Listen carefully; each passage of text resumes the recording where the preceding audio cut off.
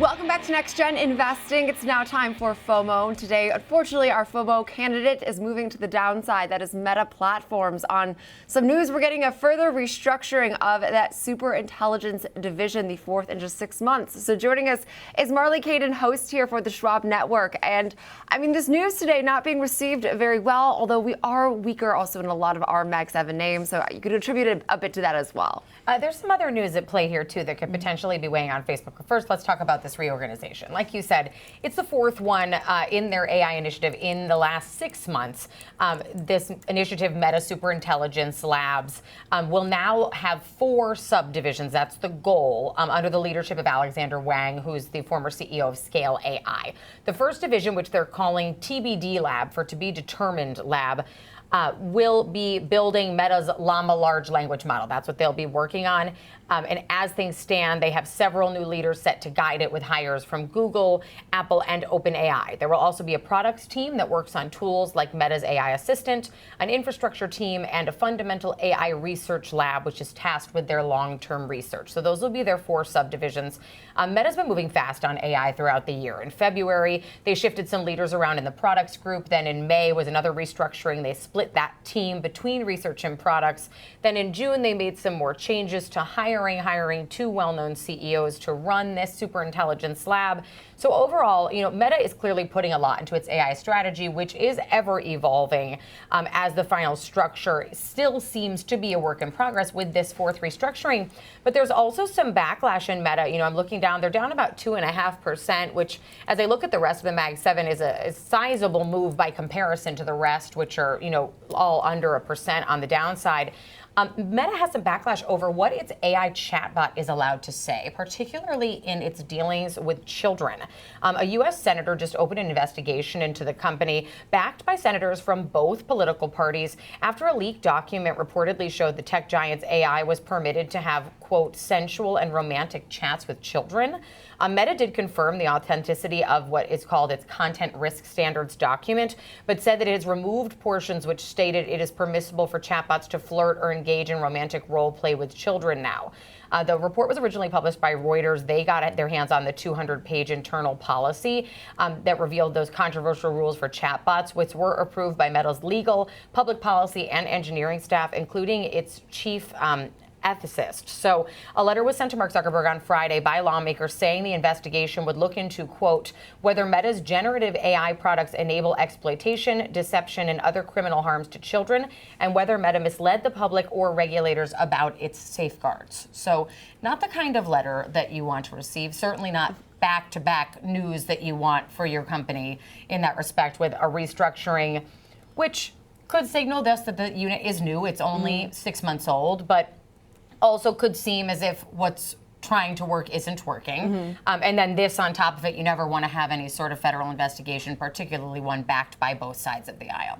Yeah, there's obviously a lot of moving parts here. When it comes to the superintelligence team, I think if I'm looking at this trying to be objective, it just seems like, yeah, they're throwing a lot of money at this, but they don't have a really, firm, concrete plan. It's throw some stuff at the wall and see what sticks, and then make some changes, and maybe that's a good way to get started.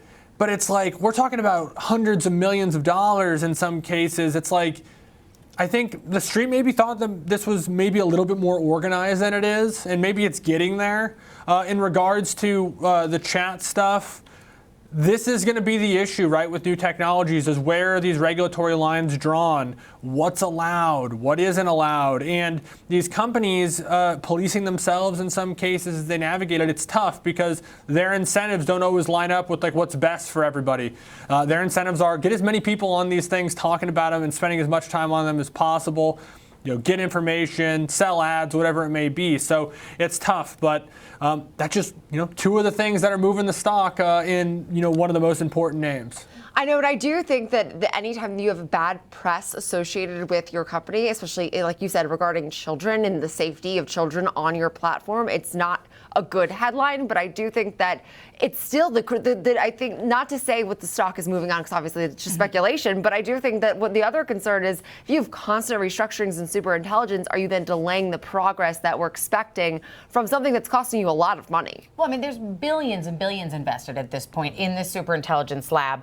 The new formulation, this new division, which still doesn't even have a name, which I think is probably something that's also being responded to, that the lab is called the TBD lab, and it's not ironic. It just doesn't have a name yet. TBD for to be determined.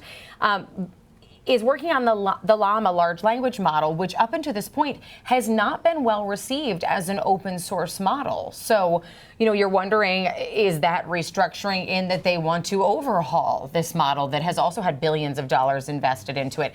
There just aren't enough answers here. And I think having to answer for too many different headlines right now is distracting from any sort of efforts, to Alex's point, of saying, we are solidifying what works for us and really getting this organized and in a structural way that is functional, as opposed to right now, it just sort of looks like, you're throwing stuff at the wall and seeing what sticks. Now, the official reason for the name change wasn't, scandal and scrutiny, but I remember a Facebook at one point that was going to Congress quite often under some regulatory stuff. And then suddenly there was this Meta we started talking about. So are we going to get like AI labs coming out of this company here soon instead of Meta? Hey, it does make you wonder about Reality Labs is still the huge part of their business that is so frequently disregarded by the street that still loses billions of dollars each quarter. And this also, if that has anything to do, they have this Hypernova smart glasses that's coming out for like $800 retail.